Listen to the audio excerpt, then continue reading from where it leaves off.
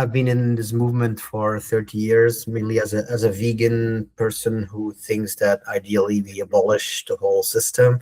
I'm quite pragmatic. I'm open to everything that helps. I've written a book, How to Create a Vegan World, which is also out in Swedish. And I've been working together with several organizations. I've been working for an organization myself that I founded for a long time in Belgium, and now I'm also working together with ProVeg International as a board member and advisor, not as a paid staff person. And I write and I think a lot about these issues. I have a Substack also. Yeah, and I give a lot of talks. So mainly to activists and to people who are already convinced, to help them think more strategically or communicate better. I try to look at what works, what doesn't work. I sometimes criticize the movement because I think I see a lot of things that are not so smart.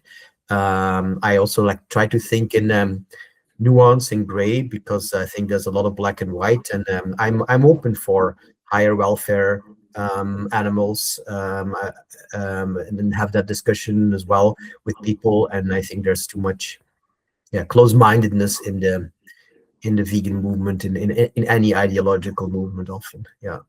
What's the difference between animal welfare and animal rights? Yeah, I mean, very basically, you would say that if you believe in animal rights, you would probably also believe that the animal has the right to live and not be killed and not be used. So that doesn't leave any room for any use of an animal at all. While animal welfare would say more like, yeah, we have to improve the conditions of the animals, but we are still allowed to use them or to eat them. So we could have chickens that are raised in very good circumstances, and we are entitled to eat those. So those are the two different options, I would say. Yeah. And some of us and you have been promoting sometimes animal welfare reforms as a way to get to a better society, but then others are saying that yeah, it could maybe lead to bigger cages or a bit better circumstances for animals. But on the negative side, it might legitimize animal exploitation, and for that, it might be actually worse in the long run.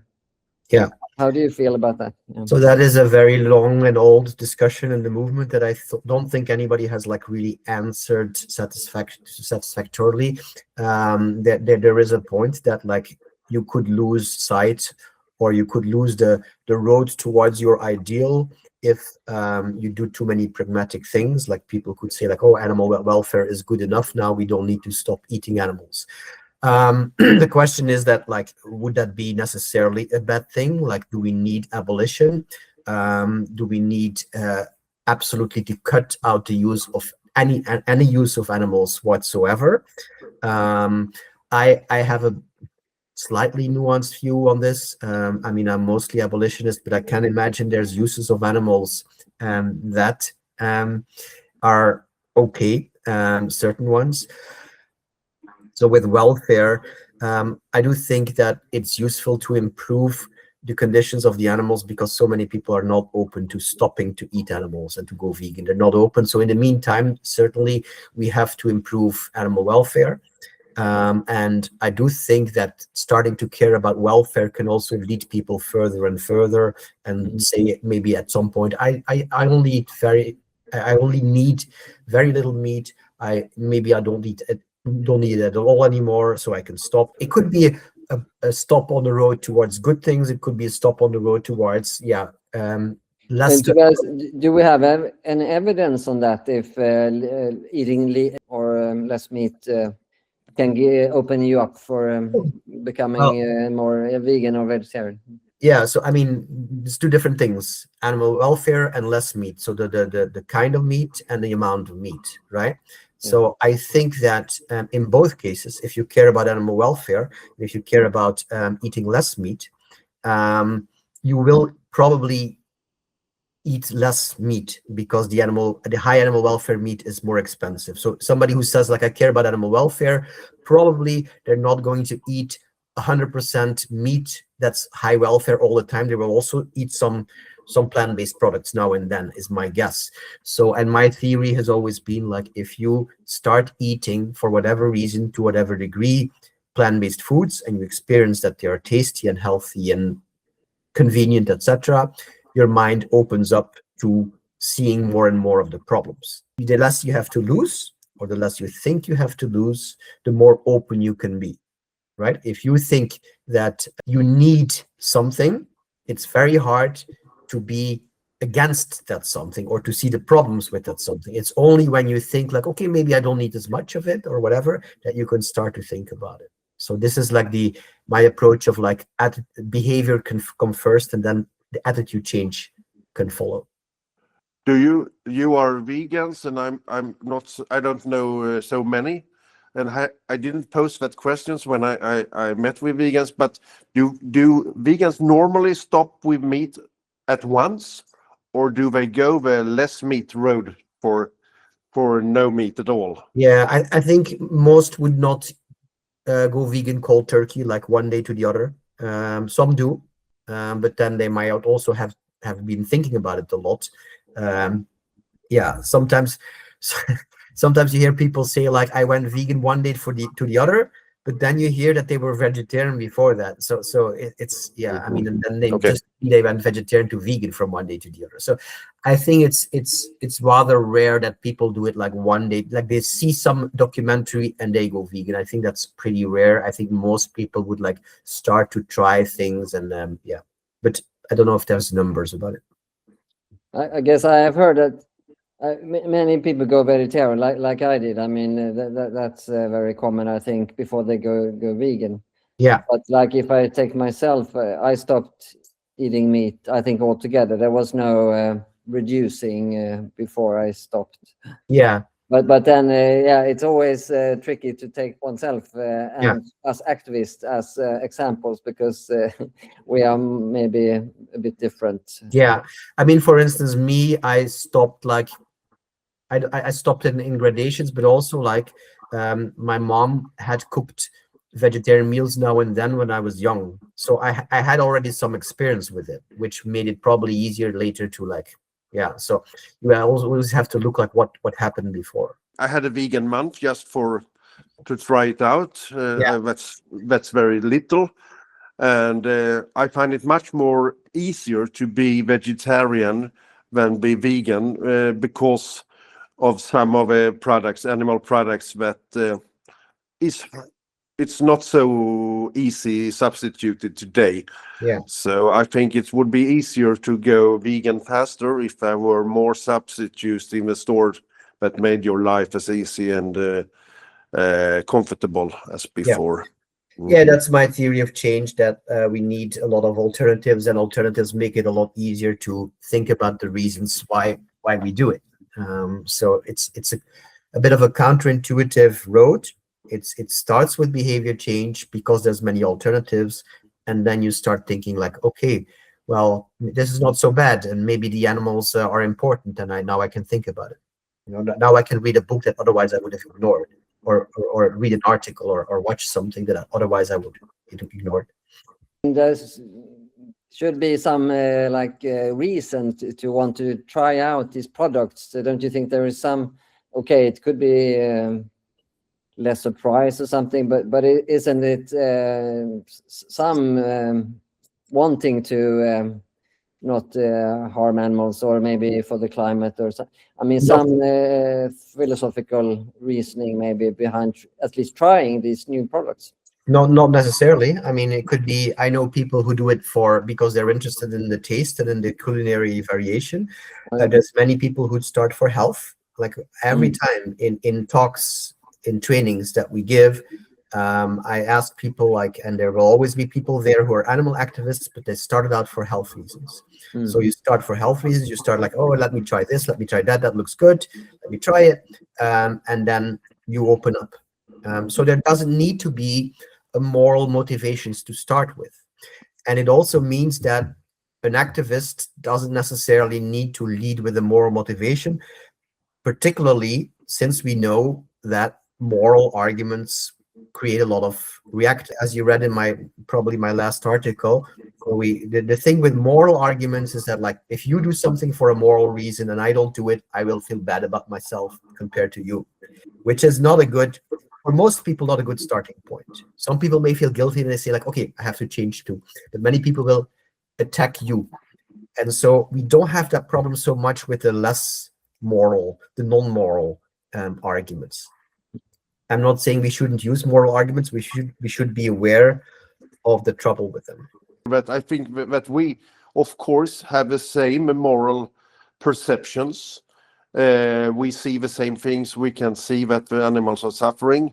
The difference between a meat eater and a vegan is that I try to avoid thinking about it, whereas you really, I mean, you can enjoy thinking about it because you are not addicted to meat. Exactly. Yeah.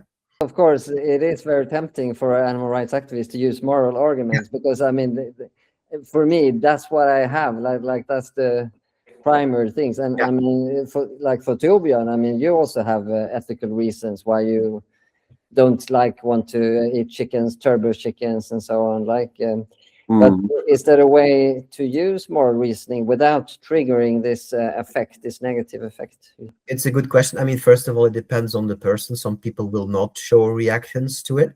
But other than that, I think there will, for many people, no matter how kind, how good you communicate, there will always be this baggage of like, oh, I'm a bad person, or they will remember other vegans who were angrier than you or whatever, you know.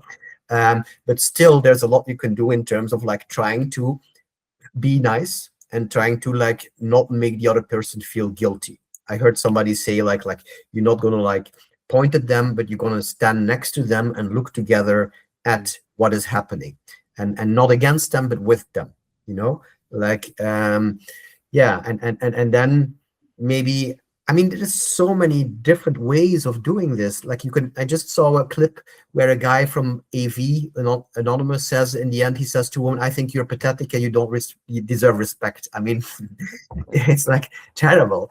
But you could also say like you could do this like Socratically, you know, asking questions, and it also depends on you yourself as an activist, how nice and how friendly and how what you look like and things like that, like how outgoing you are. And some people are like very stern, and they will have a much harder time to be not inducing guilt, you know, than the others. So it depends on personality. It might depend on gender also, etc. They know that that's a person there who like always makes me feel guilty. You're gonna, like you said, Torbjörn, you're gonna avoid it. You're gonna avoid thinking about it. You're gonna avoid that person. Discuss this. And I think a good exercise is like look at something that triggers you, like where you feel guilty together with somebody else who does better than you or whatever, or maybe your mom or whatever, who is making you feel guilty or bad about yourself, and try to see how that could be improved, or what could be done so that you would feel less guilty. And I think it's always a matter of like being understood, being able to voice your opinion without feeling bad. And I think there's a lot of things that vegans can learn too, in the sense of like we judge very quickly and we have all our opinions in a row. We will say like if you say, oh, I eat just a little bit of meat now and then, which is very good, but many activists might say, oh yeah, you find it okay to murder somebody just now and then, you know, like all those things are not productive. I think in most cases, not always, but in many cases not productive. Thinking about the party, the regular party, if I went to you for a dinner party and I brought my sausages, you would be offended by that. I mean, we have this meat norm. So at the normal Swedish, or I guess European party, meat would be the norm. And if you come as a vegan, you can perhaps eat the peanuts, the snacks, and some salads. I mean, people will notice, and there will be a discussion. People are not good at not judging. we are pointing fingers. Meat eaters are pointing fingers at vegans and vice versa. So it's really hard to be inclusive and embracing even people that you know are doing really stupid things, like drinking too much or eating meat or smoking or flying, or there's a lot of things that people do which are bad for them and for the society. I mean, there's no discussion about it. And still, we have to accept and perhaps even love them as human beings, embrace them. That's really hard, but I guess that's kind of the only way to acknowledge that you can only move most people a little bit, and it takes a long time, and we don't have that time. We don't want to have action now, but the possibility to move them is very, very little, and you have to hope for their kids to be better persons or whatever. I mean, the time is also, a lot of activists think that the problem is acute. We have to take action now, and the reaction from the people that should change is no, not today, and not this year, and probably never. Yeah, I think that there's two things. So the change is still hard. Now it's easier than 30 years ago when I started, but the change is still hard. And how hard the change is depends on the food environment, the environment that people live in, right? So that's why I'm in favor of, like, through people who reduce, increase the demand for these products, increase the quality, etc. So we don't need to, at this point, have everybody to go vegan, but if we get a lot of people to, like, use these products and not antagonize, at least not be against, and just go along to some extent, then we can create another food system, another food environment in which it is easier for people to change, and in which our arguments for animals, etc., will work better. I have met some pushback from the animal rights movement that I voice the concerns of the meat eater as well. And what do you think? I have no problem with it. I think it's only through dialogue and through communicating with each other, with people with different opinions, that we can achieve something. And I think, like, we should talk more to farmers and do it offline, like, not just the discussions online all the time where we fight. I do understand the idea of meat eaters who want to keep eating meat, but who want high welfare. I understand that. I can make the case for that. Even I can say, like, look, maybe an animal doesn't have a concept of death, and if they die very painlessly and they had a wonderful life, that might be a good thing. That might be even better than not being there, etc. That this is where we get into the philosophy. So you can make a case for that. And then on the one hand, it's good that people see, like, okay, these people have arguments to do that, and they're rational people, or they're caring people, and there is a case to be made for this. The reason why I think me being vegan doesn't make much of a difference, it's like a symbolic stance, and the reason also why I'm not so outspoken, or why I don't favor, like, high animal welfare meat, etc., is because I'm a bit afraid that people will see this as what is going on. I mean, the big thing that's going on is 99% of the meat in Western countries is intensive factory farm meat, right? And so sometimes, like, I was in a debate on TV with a butcher that was probably the most ethical butcher in the country, and then people see that and they think, like, oh, it's all okay. So we give an incorrect representation of what is happening. So I think on the one hand, it's good to see that, like, there's arguments for what people are doing. On the other hand, it's a misrepresentation of how the situation in general is. I can imagine, like I said, that people think that we have the right to kill animals because in nature, etc., and they're not open to the idea of, well, like, we can't exploit, we can't use them. They are open to the idea of we have to treat them well. But then I would wonder, like, okay, what does treating well, what does a good life mean to you? And then we talk about, like, okay, is this part of a good life? Is this necessary for a good life? And you try to see what they are thinking is important, and then you tell them, or you explore together, is this the case? Is this present? Like, if people say, like, oh, well, a good life is a life that, for instance, at least has a certain length also. And then we look at like how long is the life of an animal. Maybe that's not important to them. Maybe it's important to them that the animal's body is their physical integrity is being respected or something. And then we're going to look at, is it the case? And so what I would be very happy with is that all the people who say that animal welfare is important, that they would already be consistent in that and only eat meat from animals with very high welfare. And very high welfare means like not just organic probably, but a lot better still. It's very rare. And I think that argument could get us somewhere, you know, like you ask people like, okay, you care about animals, what do you have to do to reconcile that attitude with your behavior? How do we have to eat if you want to be true to those beliefs? Yeah, exactly, because many or some people will have this self-impression that, oh, I eat only meat from that and there, the good meat. But I think I agree very strongly with you that that's seldom the case, and not only the meat, because it's so important where the milk and the eggs are from as well, and fish, of course.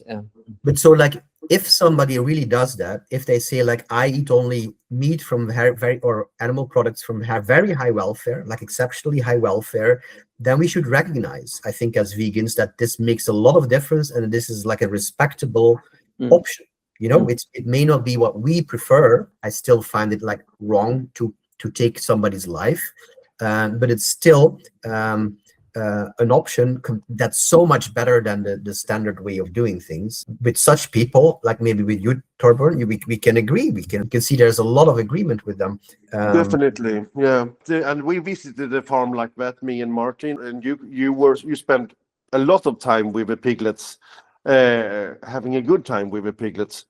And that's a good thing with that farm, that you can really meet the animals that you are going to eat later. And that also creates a problem, of course, because the longer time you spend with the piglets, the harder it is, I guess, to kill them and slaughter them. Yeah. So I think this is also a stop on the road to the obvious final conclusion that we should not exploit animals at all. But and those very high standards, that's so rare. So it really takes the focus from the very big problem that we have animal factories, that we imprison a lot of animals and treat them in extremely boring conditions. So yeah, I understand you when you say that you don't want to highlight that much the ethical, the few examples of more ethical animal production, because it's so little, and it makes people maybe think that, oh yeah, so it means that I can eat meat. Yeah, great. So I mean, we there could be like a case to be made for, like, say, you want to tell people that they can eat meat, but then you explain like this is the meat you can eat, you know, like, and then or the milk or whatever, and this happens to it. That doesn't happen to the conventional meat or the conventional chickens or whatever, and it's going to cost so much money. And this we can say it's not too bad, or it's even fine. But it's just to confront people with, like, if you really think that high welfare is important, then this is the way you should eat, because this is probably what you believe yourself. You probably believe that a pig shouldn't be castrated without anesthesia, you know, or castrated at all. I don't know, or you don't believe that the chicken should have only so much space or whatever, or you don't believe that we should use breeds, and there's so much we don't know. But like the chicken that lays an egg every day, what problems does that create for the chicken? You know, like so many things that people are not thinking about. And if they would, like, if we would say to them, like, okay, it's fine, I'm not disputing the fact that you can use an animal, you know, like let's start from there. Let's say, like, you can use an animal if you want to, let's look at the conditions under which you think that is allowed. And I've been thinking about like, can we like think of like an identity like veganism? And veganism is too hard for many people, but what if there would be like an identity of like the conscientious omnivore or the conscientious meat eater, and there would be, for instance, like a list in Sweden of 5 farms that you could buy your meat from, and those people would say like, I only eat meat from those 5 farms. That would be a big win, I think, and it would make clear to people that this is what high welfare meat is about, and I think that could be helpful. But Tobias, we might have some different thoughts, but something we agree on is that we want to see results, not just nice ideas. That it's really the result that counts. And and when I'm thinking about this, I mean, I agree with you. I mean, that would be a big win if everyone would just eat like ethical meat and probably much less meat. A really big win. But I wonder if this. This problem with people saying they eat this and they don't, they eat actually a factory farm. I mean, because as long as we eat meat, we see them as a product. We see them as something that is okay to use. And for me, that's a big thing. And I think, and not only how we see it, but also the economy on it.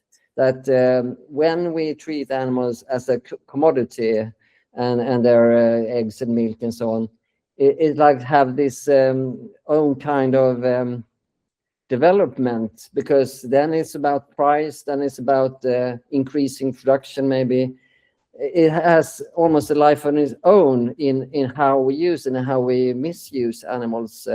So that makes me think the only realistic thing might be to strive or to create the vegan world, because otherwise we're not going to solve this. What's your thoughts on that? Well, but maybe, I mean, when I talk about reduction, you can give the same criticism, right? You still say that people can use it and could use animals to a lesser degree, etc. So it's the same problem. I mean, it's very clear that very few people are able right now to take the step towards veganism. And it's very clear that many politicians, etc., and decision makers are not agreeing with that view.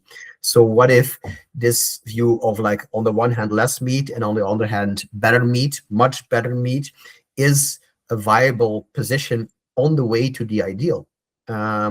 Because I think that, like I said, like, you can make people think about what high welfare means if you give like the good examples, and if you want to dialogue with them rather than say like, it doesn't exist, shut up, we can only talk about veganism. You know.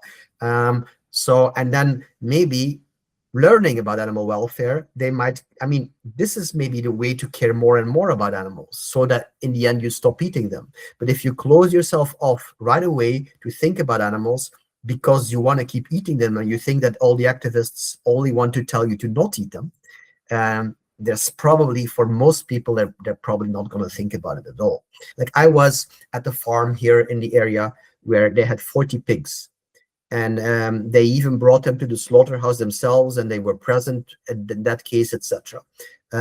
Apart from the stress that they have on the, and they don't even have stress, they said, on the slaughter, they bringing them to the slaughterhouse because they used to go into that truck now and then for other reasons, for moving them, right?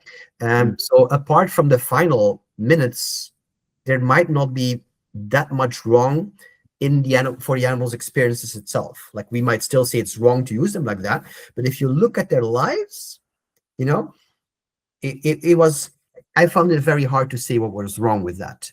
And I still wouldn't participate, I still wouldn't eat them, but it's completely different than the standard way of factory farming.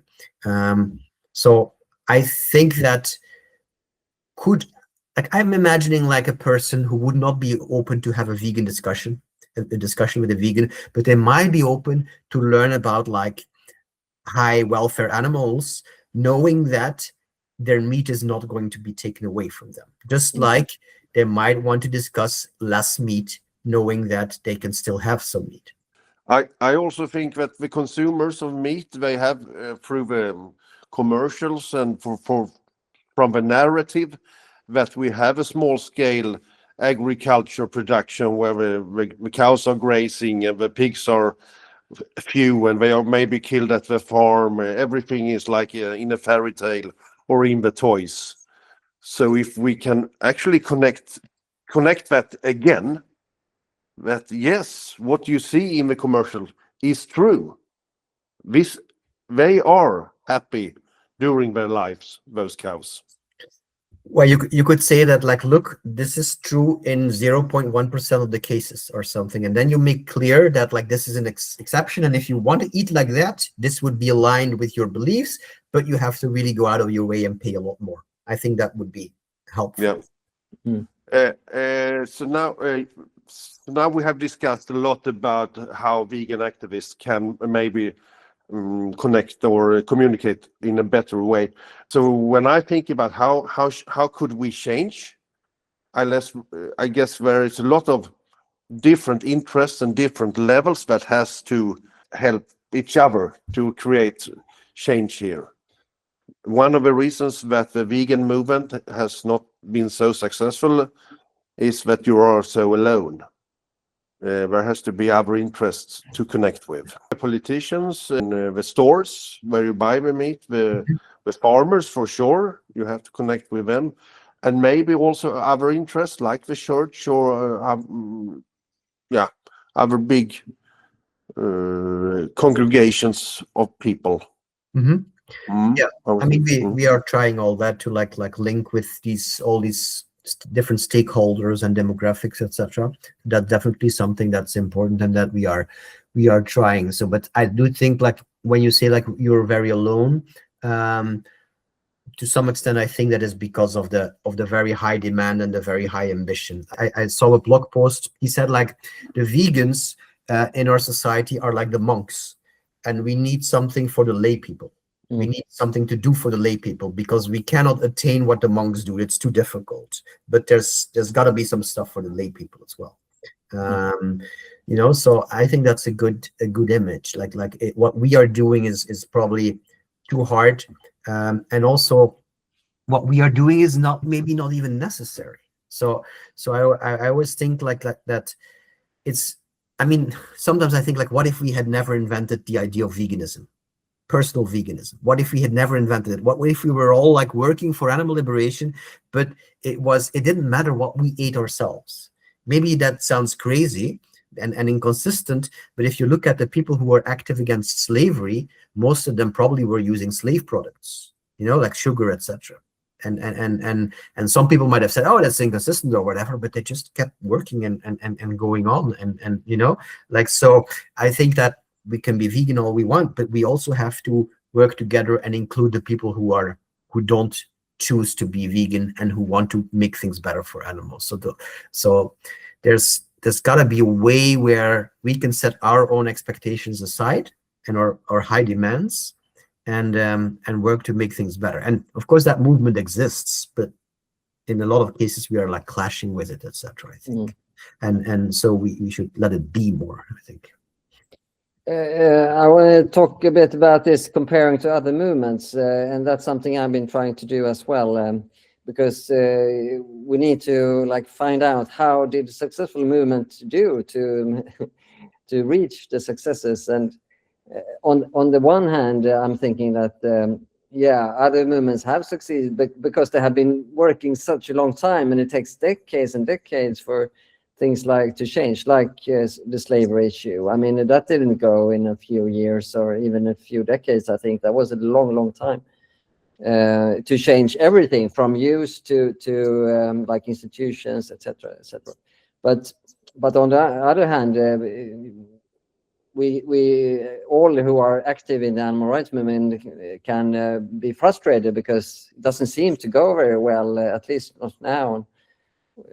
Like the modern animal rights movement maybe can see ourselves as beginning in the 70s or something, but of course we have been doing this for more than 100 years.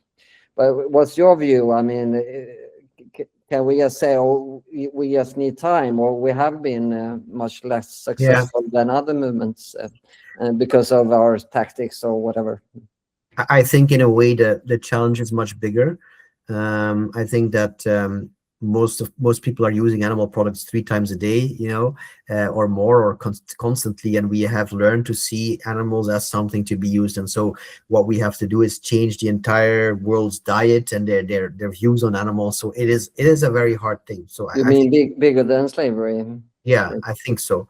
With slavery, probably you had many people who were not so dependent on slavery as we are on meat. Economically, also some people said like economically slavery was actually not a very interesting thing economically, etc. And it was about people, and it was probably much easier to see for people that they had to respect other people than for people that they had to respect animals. So we're up against a bigger challenge, I think. Yeah, so I do think that like this is still young, this is still the beginning. I do think that it could go fast all of a sudden, like with technological inventions, etc., like cultivated meat or whatever. But it's an ultra marathon. It's going to take some time. The most important thing is I think to like keep building, keep getting stronger. Yeah, the worst thing that could happen is that like we give up and the movement shrinks and gets and somehow like people lose faith. I don't think that's happening, but it will go up and down now and then. I think that's normal, together with the economic situation and the wars and the attention that people have for things. And this is not the ideal time for it. Yeah, and then there might be like unusual events or whatever, like pandemics, or there might be like viral outbreaks that could all of a sudden change things or whatever. So it is hard, and AI, so it is hard to predict what will happen. Yeah, I mean, if you can look back a little bit further than most activists, Martin, and you can look back 30 years or something like me, and you can see the difference clearly between then and now. In terms of like what's available in stores, etc. That's a big difference. It's much more known, the concept of veganism or of not eating animals. So we have made progress. There is just like this current day is like a day of polarization, and a day of like an age of like far right thinking, and a lot of people like really being against us because they see us as the ones who are the elites and telling the other people what to do. So it's also very much a political, ideological thing that is nothing to do with animals. I always think that this is harder to work with animal liberation because it's about animals. Mm-hmm. Most of the other movements that we talk about is a concern of human relationships. All of them, yeah. The alcohol question, the slavery question, women's liberation, and also some economic. We have a big clash between the classes, between communism, conservatism, and liberalism. That's also always about people. And the climate is hard to sell, and the animal liberation is also hard to sell because it's not so human. Yeah, and we don't have the support of the victims that we are trying to protect. So if all the animals would be fighting together with us, it would be over in no time. But yeah, they can't. And that is probably also a problem in the communication, because when we defend somebody else, it's harder than defending yourself, I think, and people will often see you as do-gooders and like more moral, etc. So it creates like some extra tension, I think, when we don't speak for ourselves, but when we speak for other persons. So that is an extra complication. We have this project. We're going to write a book about it, and of course we want to have these two views. My view and Tobias' view, and see where we can find common ground and so on. And of course, I have friends like Pellestrine Lund who have written animal rights books, but I think mostly people who are already positive to the message will pick up those kind of books. Mm-hmm. My hope for this book is that even meat eaters, because of we have these two themes or two views, could be more open to pick it up. Do you have some advice how to make it accessible and like people to find a more interesting to read, even if you're Yeah. not on board on these ideas already. Yeah, I think one of the tests, like if you ask like when is it interesting to read for a non-vegan, that is when it's probably a little bit offensive to the vegan. Mm. You know, like if you're going to like try that, if you're gonna like try to make non-vegans read it, but at the same time you're gonna think like I have to please the vegans, I have to make sure they're not like fighting me, they're not offended, then you probably might end up with something that nobody likes. So you might consider like making abstraction of all your history in the animal rights movement and all your friends, etc., and try to like really point it at or aim at the meat eaters. And rather than, because you probably thought of it like this, Martin, like we have a vegan and we include like I mean, from your standpoint, there's a vegan conversation and we include also maybe it's the other way around that it works better. We have a person who pleads for animal welfare and they see where they differ with the vegan message, something like that. To think first of all about the non-vegan, because that's the one, I mean, if that's the one you want to reach, and that's my guess, right? If that's the most important part for your audience. So I was talking to a person who had this idea of like making a book that could be read from two sides. So if you pick it up like this is the vegan version for the vegans, and if you read it like this, Total Health of the book, it's like it's the other part. There is actually such a book in English. Also about this topic, or? Yeah, Tom Reagan wrote one piece, and I forget who wrote the other. Really? Yeah. The part about the meat eater would be like really trying to understand the meat eater and trying to see where they come from and trying to honor their values, etc., etc. So that in that case, this book could, I mean, it has to be attractive for a meat eater, so it could be almost like say like meat recipes, or I mean, there has to be something that attracts the meat eater to read it, and not just say like, oh, this is like a guy that wants to convince me to stop eating meat, and it's like putting it in a nice package to like please me or whatever. No, something that like really makes it attractive for the meat eater to pick it up, which means that many vegans might not.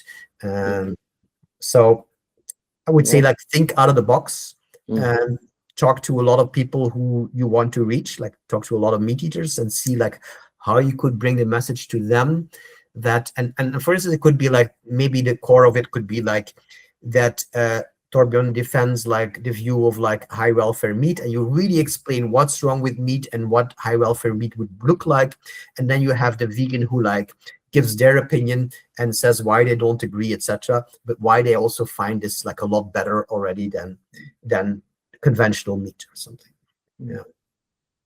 We have also a little bit of conflict, like a tension in the book where we argue a lot when we do recordings. Most vegans think that I am crazy. How can I see all those bad things that we do to animals and still want to kill and eat them? How is that even possible? It's not sane. I'm insane. So I can see it's really hard to see people doing wrong things, fighting to do wrong things, and not telling them why are you doing this, why are you so wrong. I think like in your case, like I said, like you can, if you eat very high welfare meat, etc., it is harder to tell you that you're wrong. It's a lot harder. You know, we could get into philosophy and population ethics and wonder like, okay, if we didn't eat any animals, what animals would still be left? I can imagine forms of symbiosis between humans and animals where we take something from them and we give them something. And I would not say this is like meat, but even many vegans would still disagree on it. Like say that you have like sheep that graze and you take the wool. And you don't kill them for food, or maybe you eat them when they die or something, whatever, or their pet food. But that would not be a very wrong thing. It's hard to imagine what's wrong with that. And that would be also guarantee that humans and domesticated animals continue to have a relationship. Because if you cut the relationship between humans and domesticated animals entirely, I don't know if that's so good. I don't know if like us standing far away from animals and only seeing wild animals would be the best way to relate to animals, and would make us care about animals if we lost contact with them. And a lot of vegans, they really enjoy having pets. Yeah, So giving that's the social value Yeah. Yeah. of having an animal. Of course, I'm controlling him. I decide whether he's going to live or die. Yeah. But I guess I'm trying to do. We're trying to have a life. Yeah. Where we exchange services. Yeah, and I think in this case, I mean, the meat eaters often say like, oh yeah, but in the wild the animals don't have it good either, or like it's not a party in the wild.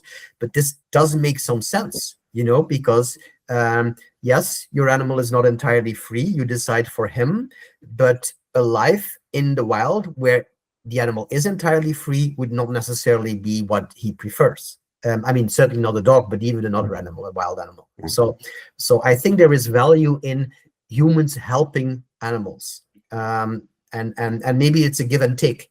Like they give some service like grazing, and we offer some service like medical care or whatever. And this is a better situation than being in the wild, I think.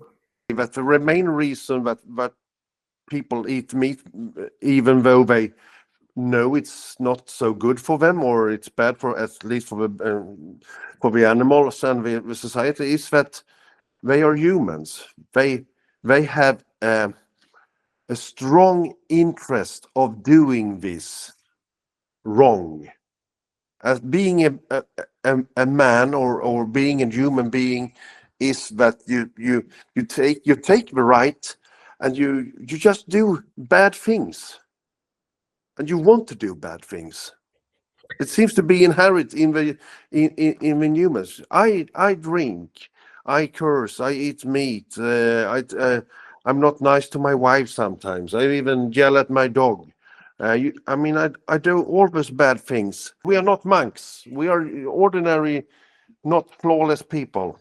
But you also do many good things. Of course. Rutger Bregman, I mean, he makes a point of that even though we do bad things, we shouldn't be too hard on ourselves. We also do a lot of things, and we do cooperate, and we do have peaceful relations to one another, at least most of the cases. Good people are people who are well intended, I would say, and they try to improve themselves, and they can recognize what bad. I'm also doing bad things, obviously, things that are bad for me, things that are bad for the earth, for others. But we try to and we hope to do better.